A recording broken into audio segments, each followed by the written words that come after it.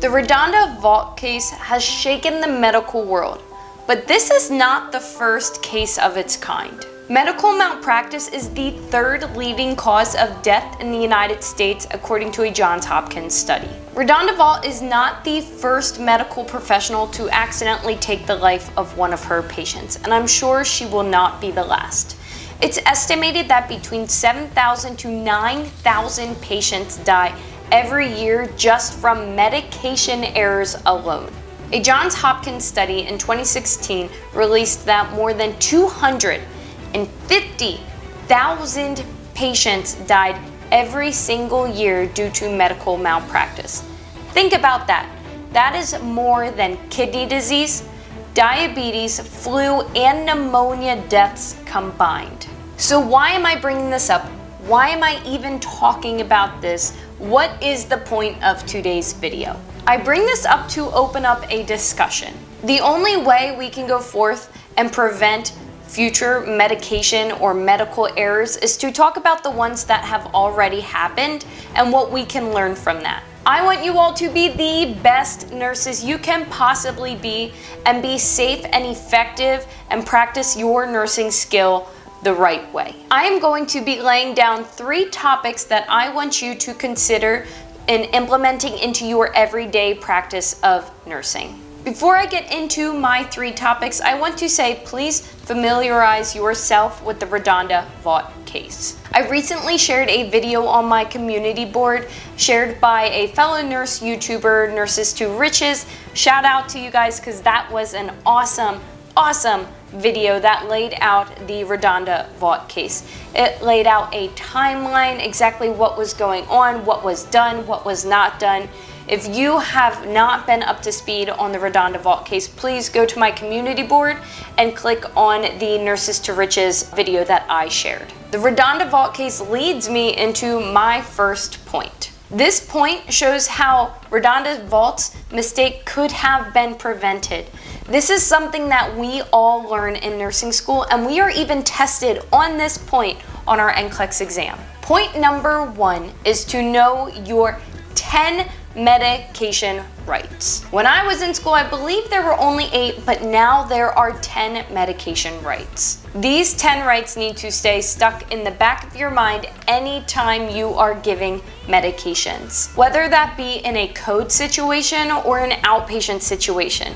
I used to work as an ER nurse, and there were times that I didn't really even know what medications my patient was getting in a code. Other nurses were pushing them, but I do know anytime I gave a medication, I would stop, go through my 10 medication rights, and then give my medication, even during a code situation.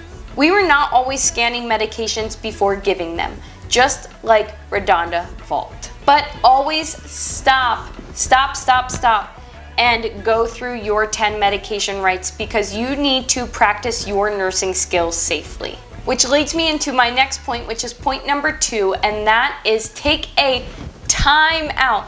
Just like you would during a surgery, you need to take a time out before performing any type of medical procedure or giving any type of medication to your patient. In this timeout, I want you to go through your 10 medication rights again.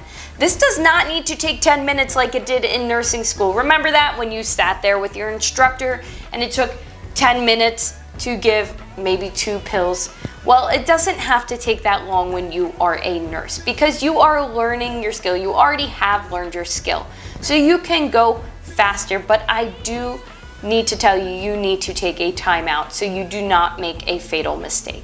Of course, you're racing against the medication clock between the 8 a.m. and 10 a.m. window you have to give all your patient medications, but what is more important, safely administering those medications to your patient or getting them charted all by 10 o'clock? Point number 3, this is my last point, is slow down. Slow down. Take a deep breath and slow down. Errors are easily made when you are overwhelmed or when you are rushing. I'm going to add this to the 10 medication rights, to take a deep breath, slow down, take a deep breath. Add this as number 11. The nurse's right to take a deep breath and slow down. That is The 11 medication rights now. I have seen medical errors happen in the past. It is frustrating. It can be sad. It can be anxiety provoking. But when it happens, it needs to be talked about so we can learn from one another. RaDonda Vaught has been used as an example to the medical field. She was not the first person that this has happened to, and I'm sure she will not be the last.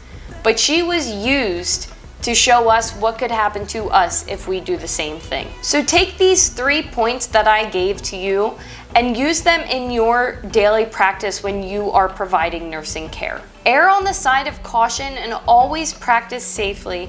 And remember, do not take shortcuts because that can lead to further errors happening.